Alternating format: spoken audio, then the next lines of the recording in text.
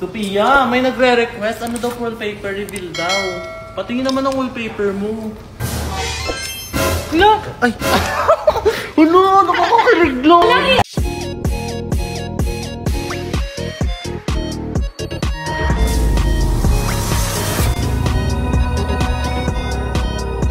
Sabi BFF! Nakita mo ba si Sophia? Nasa CR ata BFF. Asan cellphone niya? Hiramin ko sana.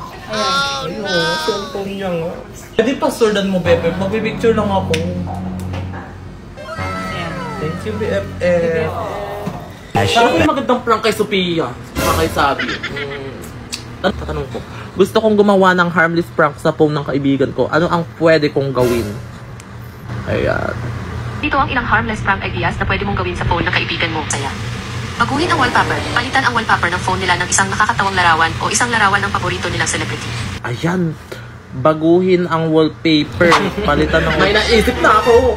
I-wallpaper reveal ko na lang sa Sophia. Papalitan ko yung wallpaper niya. Tingnan nyo ba guys? Free lang to.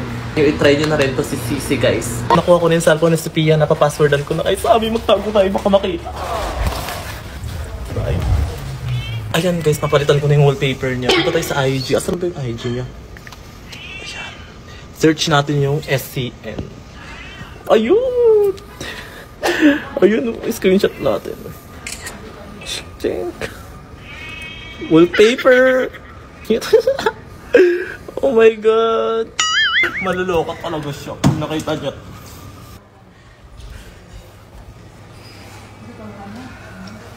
End of flashback. Hala, hindi yan yung wallpaper ko! Ayun. Wait, tignan yung wallpaper ko! Ayan o. Ayan, kitang-kita nyo. Nakaka-relate! Sophia update! Hindi ganito wallpaper ko, promise. Ayan na nga oh. Kitang-kita na nga oh. Bye-bye, Day. Uwi na kayo? Bye-bye. Bye-bye, ingat. Thank you, Day. Ingat kayo.